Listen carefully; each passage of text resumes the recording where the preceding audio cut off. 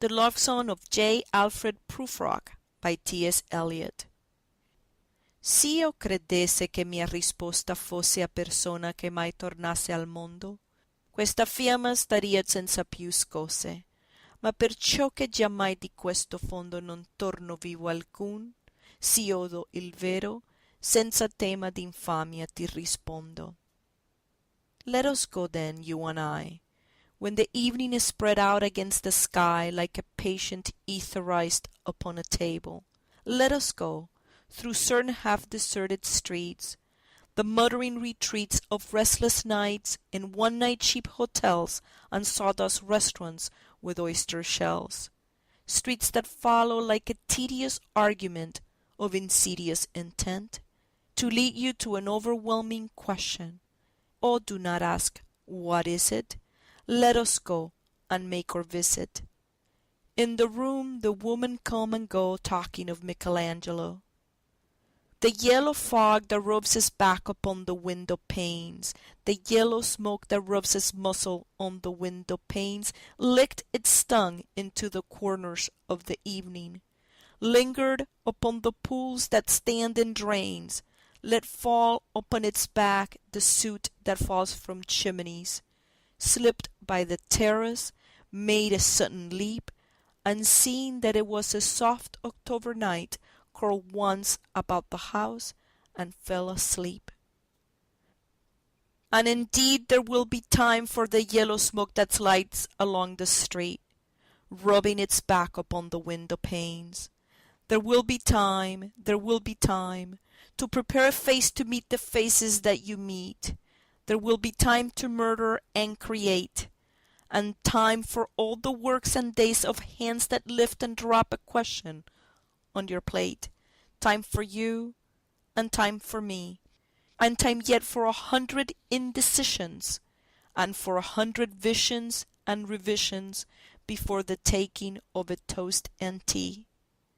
In the room the women come and go talking of Michelangelo. And indeed there will be time to wonder, do I dare? And do I dare? Time to turn back and descend the stair with a bald spot in the middle of my hair. They will say, how his hair is growing thin. My morning coat, my collar mounting firmly to the chin, my necktie rich and modest, but asserted by a simple pin. They will say, but how his arms and legs are thin. Do I dare disturb the universe? In a minute there is time for decisions and revisions which a minute will reverse. For I have known them all already, known them all, have known the evenings, mornings, afternoons. I have measured out my life with coffee spoons. I know the voices dying with the dying fall beneath the music from a farther room. So how should I presume?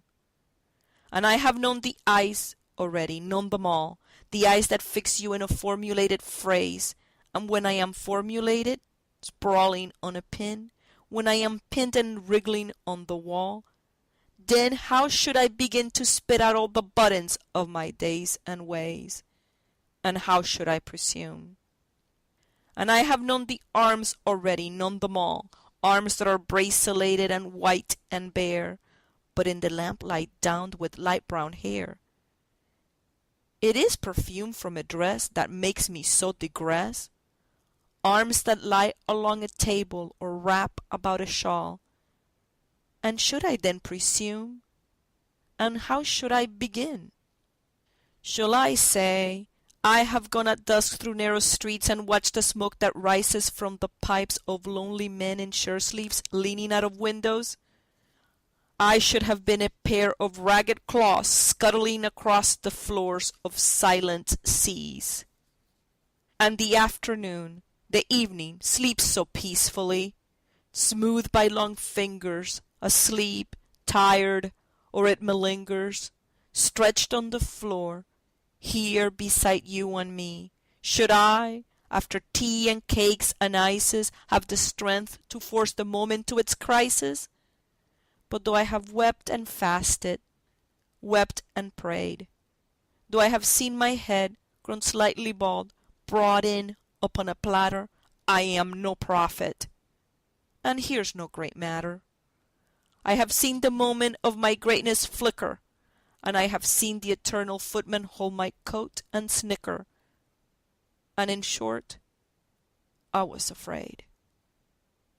And would it have been worth it after all? After the cups, the marmalade, the tea, among the porcelain, among some talk of you and me, would it have been worthwhile to have bitten off the matter with a smile, to have squeezed the universe into a ball, to roll it towards some overwhelming question, to say, I am Lazarus come from the dead, come back to tell you all, I shall tell you all, if one, settling a pillow by her head, should say, that is not what I meant at all. That is not it at all. And would it have been worth it after all? Would it have been worthwhile? After the sunset and the dooryards and the sprinkled streets, after the novels and the teacups, after the skirts that trail along the floor, and this, and so much more, it is impossible to say just what I mean. But as if a magic lantern threw the nerves and patterns on a screen, would it have been worthwhile if one, settling a pillow or throwing off a shawl and turning toward the window, should say, that is not it at all, that is not what I meant at all. No, I am not Prince Hamlet, nor was meant to be. I'm an attendant lord, one that will do to swell a progress, start a scene or two.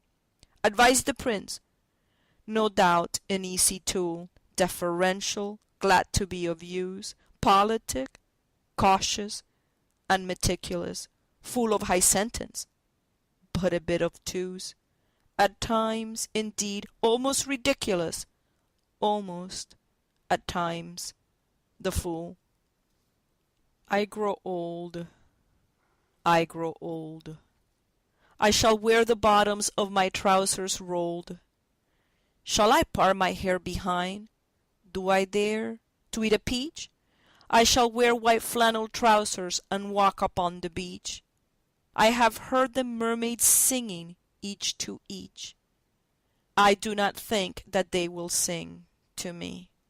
I have seen them riding seaward on the waves, combing the white hair of the waves blown back when the wind blows the water white and black.